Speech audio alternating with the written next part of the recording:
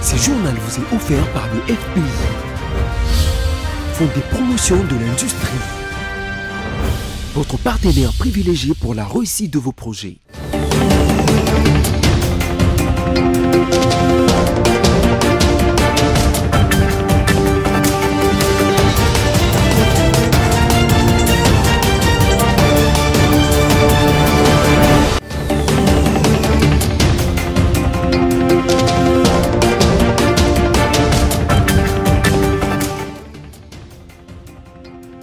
Vous êtes sur BC Télévision, faites bien et bienvenue à ce journal. Tout de suite, les sommaires. Le président de la République, Félix-Antoine Tshisekedi Tshilombo, a lancé en séjour les activités de la nouvelle compagnie nationale d'aviation Air Congo et les vols inauguraux a eu lieu ce même jour. Les Kinois ont lancé un cri d'alarme aux autorités compétentes afin de revoir les cas de plusieurs routes de la capitale qui se retrouvent actuellement dans un état de délabrement très avancé. Un reportage à suivre dans ces journaux. Et enfin, décès de Médard Aouchaï à Senga. Les derniers hommages lui ont été rendus ce mardi par le gouverneur militaire Luboya Kashamadjoni et plusieurs autres personnalités dans sa province natale. Encore une fois, bienvenue. Débutons ce journal avec cette actualité. Ce mardi du 7 décembre 2024, à l'aéroport international de Njili, le chef de l'État Félix-Antoine Tshisekedi Tshilombo a procédé au lancement de la nouvelle compagnie nationale d'aviation Air Congo en présence de la première ministre Judith Suminwa Tuluka et autres personnalités politico-administratives. Dans ce mot, le vice-premier ministre des Transports Jean-Pierre Bemba a fait savoir que cette compagnie donne un nouveau souffle au secteur aérien. On l'écoute. Air Congo ne représente pas simplement une nouvelle compagnie aérienne, mais un nouveau souffle pour le secteur aérien congolais. Une véritable solution pour fluidifier le trafic aérien qui jusqu'ici était assuré par deux grandes compagnies seulement, d'envergure nationale, disposant de quelques avions à réacteurs et d'autres opérateurs aux capacités limitées, opérant avec des avions bimoteurs, dont nous reconnaissons et apprécions l'importance du service rendu depuis toutes ces années. Mais il est important de souligner que notre pays, avec sa superficie comparable à celle d'un continent et ses 100 millions d'habitants, mérite d'avoir plusieurs compagnies aériennes à sa hauteur. Je suis heureux de vous annoncer que ces deux avions sont opérationnels. L'arrivée progressive dans les mois à venir afin de renforcer la capacité opérationnelle de la compagnie et de garantir une couverture plus étendue du territoire national. Cette croissance progressive démontre l'engagement ferme des deux parties à atteindre les objectifs fixés, à savoir offrir un service aérien de qualité, fiable et sécurisé pour notre pays et à soutenir le développement économique de la République démocratique du Congo. Et dans le reste de l'actualité, le speaker de la Chambre basse du Parlement, Vital Kamerhe, a annoncé lors de la clôture de la session de septembre les reports de l'examen de la motion de défiance qui a été soulevée contre le ministre d'État en charge des infrastructures et travaux publics, Alexis Guissaro. Désormais, ce débat est fixé pour la session de mars 2025 à cet hémicycle parlementaire de la République démocratique du Congo. Retour sur la clôture de cette session avec les concours de Patricia Bomolo. Le débat concernant cette motion a connu plusieurs reports qui suscitaient même la colère des députés initiateurs de cette motion de défiance contre Alexis Guissaro, ministre d'État en charge des infrastructures et travaux publics, et encore fixé pour la session de mars 2025. Ces initiatives de contrôle parlementaire qui ont occasionné des débats en séance plénière, d'où est sortie cette motion contre Alexis Guissaro. Dans les discours de clôture du président de cette chambre basse du Parlement, Vital Kamerhe, il a insisté sur le fait que le contrôle parlementaire n'est doit pas être vu comme un acharnement ou une opération qui vise à déstabiliser le gouvernement de la République. Je cite, « Il s'agit plutôt d'un exercice normal, démocratique, des redevabilités pour tous ceux qui assument les charges publiques. Il a un caractère pédagogique pour ceux qui gèrent le quotidien de la res publica. Un contrôle efficace et efficient permet également de booster l'action de ces gestionnaires afin que les promesses du président de la République, chef de l'État, soient traduites en actes concrets et visibles à travers le programme d'action du gouvernement que son Excellence Madame la Première ministre Judith Suminwa avait présenté et défendu devant cette auguste assemblée, a-t-il soutenu. Notons que l'examen de cette motion n'a pas été programmé pour débat 48 heures après son dépôt, comme l'exige le règlement intérieur de l'Assemblée nationale, chose qui avait suscité des critiques de certaines organisations de la société civile qui s'occupent des questions économiques et financières, le cas du Centre de recherche en finances publiques et développement local, qui a d'ailleurs publié un communiqué le 16 décembre accusant l'Assemblée nationale de la République démocratique du Congo d'avoir violé l'article 235 alinéa 3 et 6 de son règlement intérieur dans le dossier de la motion de défiance contre le ministre en charge des infrastructures et travaux publics, Alexis Guizarro. Le centre déplore que depuis le dépôt de cette motion en date du 22 novembre dernier jusqu'à la clôture de la session parlementaire le 15 décembre, selon la loi, la dite motion n'a jamais été examinée.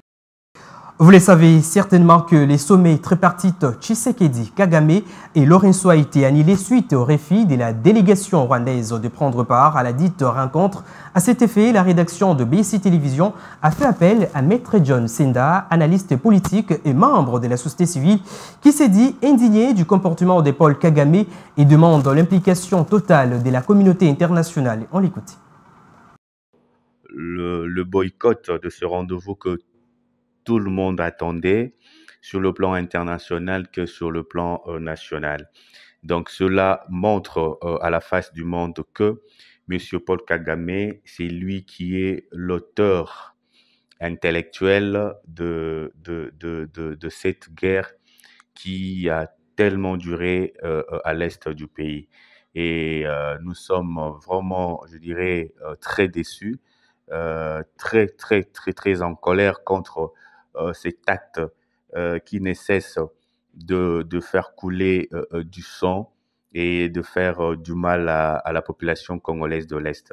Nous, la dynamique de Jeunes Conscients pour un Congo meilleur, nous sommes très indignés de cet acte-là et nous demandons l'implication totale de la communauté internationale sur ce refus de M. Paul Kagame à vouloir se présenter à ces sommets, à ces tripartis, qui étaient très importants pour mettre fin à la guerre de l'Est, pour demander à M. Paul Kagame, le chef de l'État rwandais, de récupérer, de faire le retrait, d'où récupérer ces troupes ou ces militaires sur le territoire congolais. Et voilà, M. Paul Kagame a démontré à la face du monde qu'il ne veut pas la paix, ne veut pas la paix et que la région du Grand Lac puisse demeurer dans ce conflit. Alors, qu'est-ce que nous proposons? Nous proposons à l'État congolais, au gouvernement congolais de se prendre en charge. C'est-à-dire qu'ils ont l'obligation de sécuriser la population,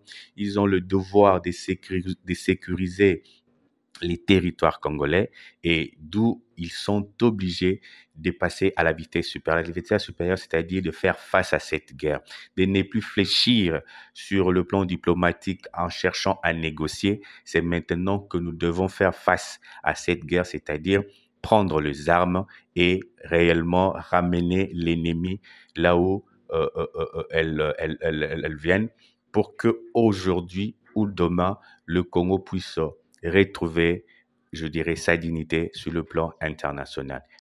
Et en santé, dans le cadre de la lutte contre l'épidémie de Mpox, le ministre de la Santé, Samuel Rogenkamba, a échangé le lundi 16 décembre 2024 avec une délégation de l'ambassade du Japon dans le but de discuter avec les acteurs stratégiques et opérationnels de la riposte, et notamment sur la gestion du vaccin LCE 16M8 qui est destiné aux enfants âgés de 1 à 15 ans. Ginette Fika nous en dit plus.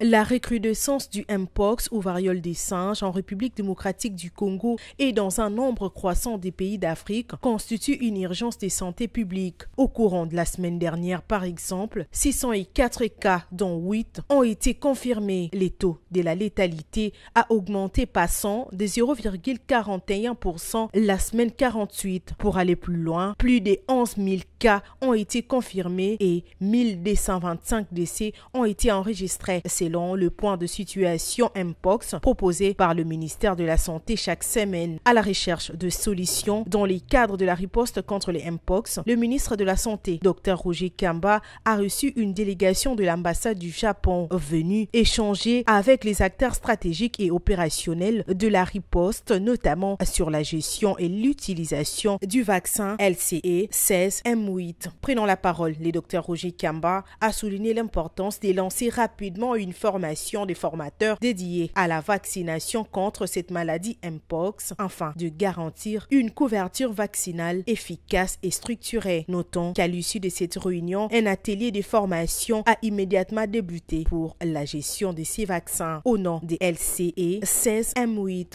Je l'ai annoncé au sommaire de ce journal, c'est devenu très difficile de circuler dans la ville province de Kinshasa à pied ou en véhicule. Plusieurs routes se trouvent dans de mauvais états qui nécessitent une réhabilitation urgente. Constat fait ce matin par nos reporters. Suivez.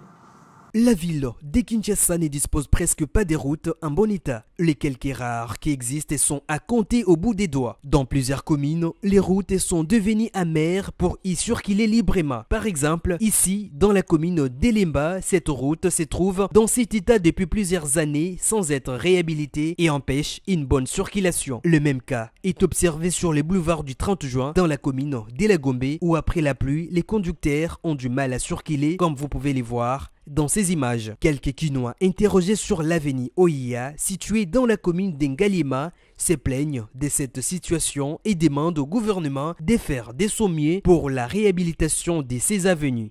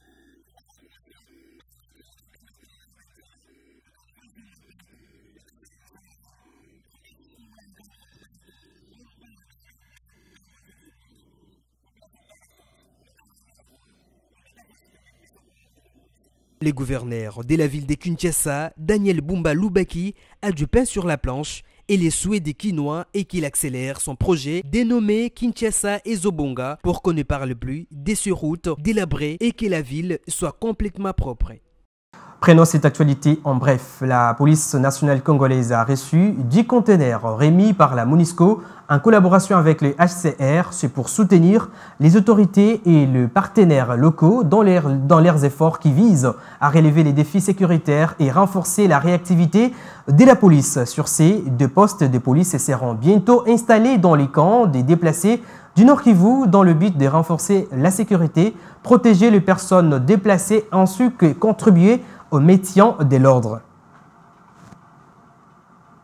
Restons toujours en Provence pour prendre cette actualité. Les gouverneurs militaires de la province de l'Ituri, Johnny Luboya Kachama, et les acteurs politiques, leaders religieux, ainsi que les filles et fils de l'Ituri ont rendu ce mardi 17 décembre 2024 les derniers hommages à Médard Aouchaï, décédé il y a près d'un mois à Kinshasa. Ces différentes personnalités ont salué son patriotisme et dévouement au service de la province et du pays tout entier. La cérémonie des obsèques s'est déroulée au stade Amani de Bunia en présence d'une foule immense. Notons que Médard Aouchaï a assumé plusieurs fonctions politiques, notamment gouverneur, député, sénateur, depuis environ 4 décennies. Son corps est acheminé dans son village d'origine au territoire d'Arou pour enterrement.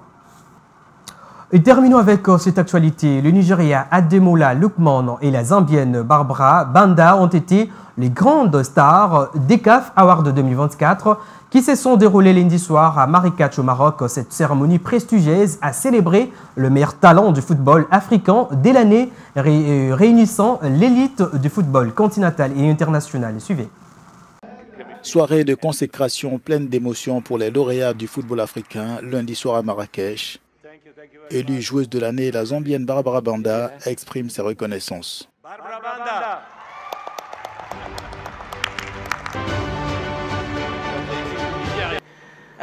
Et je tiens à remercier mes entraîneurs, mes coéquipiers, que ce soit en club ou en équipe nationale, le président de la fédération, ma mère, ma famille et tous mes fans qui me soutiennent dans les bons comme les mauvais moments. Ademola Lookman. Le Nigérien est couronné pour une saison exceptionnelle avec l'Atalanta de Bergame en Italie, mais aussi avec les Super Eagles. Ademola Lookman a de quoi être fier. Tout d'abord, je veux remercier le Tout-Puissant pour tout ce qu'il a fait dans ma vie et pour toutes les bénédictions qu'il m'accorde. Je veux remercier le président et je veux remercier tous mes coéquipiers en club comme en sélection. Je les remercie pour leur soutien et pour leur amour qu'ils me donnent. Ce trophée est une bénédiction pour moi, pour ma famille, pour ma nation. Et être reconnu comme le meilleur joueur d'Afrique, c'est tout simplement incroyable et j'en suis extrêmement fier.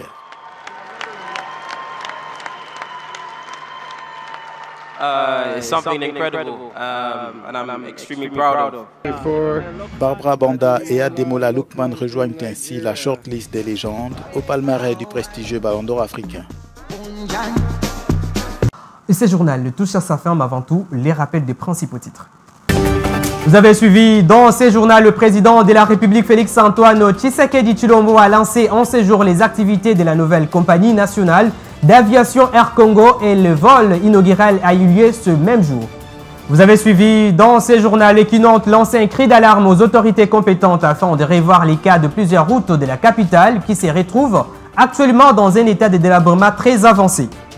Et puis, décès de Médard Aouchaï à Senga. Les derniers hommages lui ont été rendus ce mardi par le gouverneur militaire Luboya Kashamadjoni et plusieurs autres personnalités dans sa province natale. Mesdames, Messieurs, ce journal est complètement terminé. Merci de votre fidélité. Au revoir et à la prochaine.